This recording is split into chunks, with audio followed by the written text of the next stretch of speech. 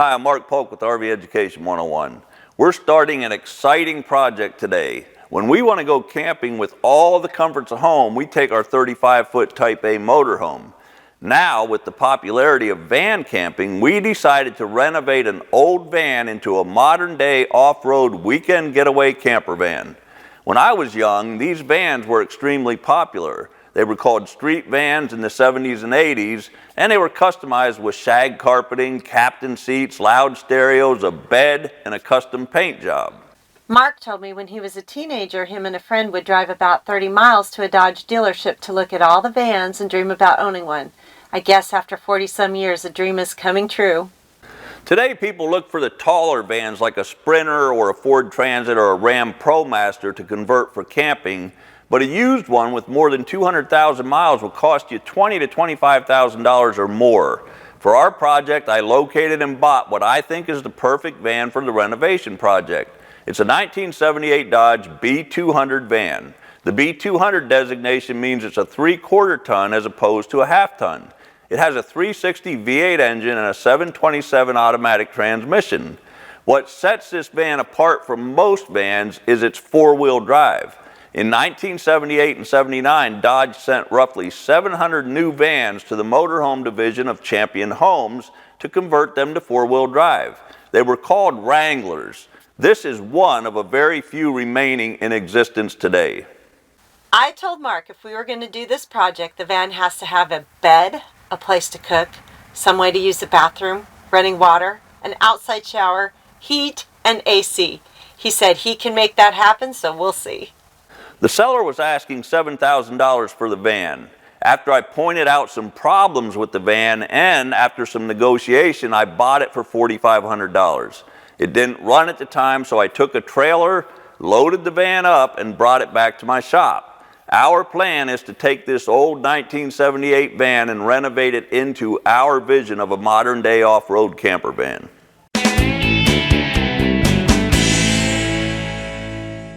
The first step was to make sure the van is mechanically safe and sound. Then we will renovate the interior by adding wall, ceiling, and floor coverings. We will build a bed, add counter and storage space, upgrade the seating, add hot and cold running water, 12-volt and 120-volt electricity, and solar power. On the exterior, I will repair the rust, add an old-school windshield visor, fabricate a rear storage tray to hold a generator, fabricate a front bumper with a winch, add new wheels and tires, do the body work, and finish everything off with a new paint job. We always name our projects, like the trailer we restored is the Old Yellowstone, the Dodge Power Wagon that Mark did is Project Semi-Hemi, and a project that Tyler and Mark completed together is HD Comanche. So, we are officially dubbing this the Ram Camp Project. Settle in and enjoy our van camper renovation series.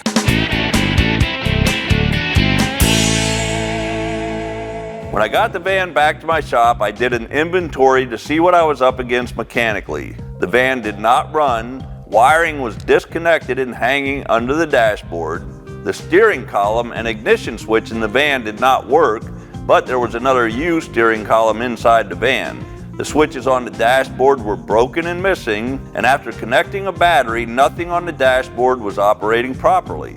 Under the hood, I immediately had concerns about the radiator, the coolant hoses, the electronic control unit or ECU, the voltage regulator, and other components. The van needed a thorough inspection to identify all the mechanical issues that needed attention, but for now, my concern was to get the van running and find out if there are any other major problems. I painted the U steering column, installed a new ignition switch in it, and installed the steering column on the van so I could try to start it. Then I checked the gas tank for old gas and for any rust or other issues. Fortunately, someone drained the gas tank while it was in storage, and it looked to be in decent condition. Then I replaced the spark plugs, the distributor cap and rotor, and the plug wires. The oil in the engine looked clean, and it was at the full mark on the dipstick. I added some antifreeze to the radiator, and I put 5 gallons of fresh gas in the gas tank, and then I attempted to start the van. It didn't start using the key, so I jumped in at the starter to turn the engine over. When the engine still did not start, I inspected the ignition system and discovered the worst looking electronic control unit I've ever seen. I replaced the ECU and tried starting the engine again. The engine started, but I noticed blue smoke coming out of the exhaust. I let the engine run a while to see if it would clear up, but I continued to see bluish gray smoke coming from the tailpipe. Blue smoke coming from the exhaust can be caused by bad valve stem seals. It can be a fuel-related problem or by oil getting past the oil rings on the pistons. At this point, the best case scenario and least expensive option is for me to remove and repair the heads, and I hope that fixes the issue.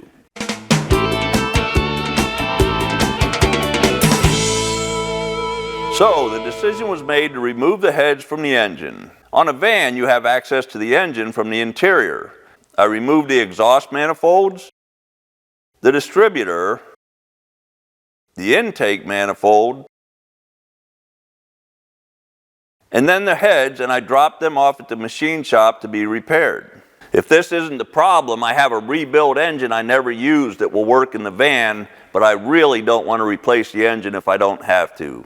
While I waited to get the heads back, I started checking the rest of the mechanicals. I found paperwork in the van that showed the 727 transmission was rebuilt and has very low mileage on it, so that's great news. There were also some old rear brake shoes in a box, so I'm hoping the rear brakes were replaced. The front brakes, on the other hand, had bad rotors and needed new brake pads and calipers.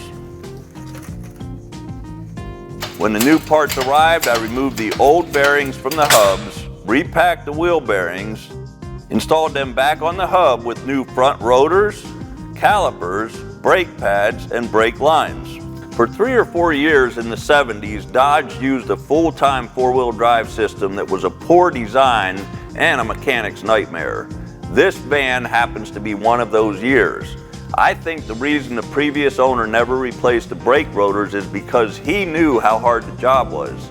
I can tell you one thing, I will never do that job again. By the time that job was done, I got the rebuilt heads back from the machine shop. Since the top end of the engine was apart, I decided to install new lifters. Next, I installed new head gaskets and the rebuilt heads. Then the intake manifold, followed by the exhaust manifolds. I connected all the wiring and reinstalled the distributor and the plug wires. Whenever you take an engine apart, it's smart to label everything you disconnect or remove from the engine, especially the wiring. When you put it back together, you know exactly where everything goes. Since the front of the van was disassembled to replace the radiator, it only made sense to replace the water pump and coolant hoses too. I cleaned and painted the engine parts and accessories, and then installed a new radiator and topped it off with antifreeze. I ordered a carburetor rebuild kit to rebuild the old 2-barrel carburetor. When I was looking for the parts, I ran across an NOS carburetor for the van at a good price. NOS stands for New Old Stock. It means it's a new part from 1978 that was never sold to a customer, so it's old stock but brand new. But the NOS carburetor is 44 years old now, and I knew I would need to go through the carburetor and at the very least replace the gaskets, so it was cheaper and made more sense to just rebuild the old carburetor. I added some gas to the carburetor, and it was time to start the engine and see if our time and money was well spent or if things are looking worse. That's a huge relief. No more blue smoke from the exhaust. To finish the mechanical work and ensure the van was safe to drive, I inspected the suspension system, double-checked to make sure the rear brakes were good. I replaced the engine oil and filter, replaced the belts, the air filter, and checked the fluid levels in the power steering pump, transmission, front and rear differentials, and the transfer case. Then I bled the brakes, replaced a bad voltage regulator, and I repaired all the bad wiring. Whenever you see duct tape on the wiring, you should be concerned. I'm sending the van out to have the new exhaust done. So with the engine running and sounding good and all the mechanical systems in the van inspected and repaired, all that's left is to take it on a test drive.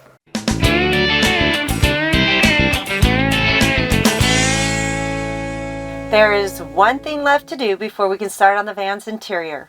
We need to paint the dashboard and all the door jambs the new exterior color so that everything matches inside and out.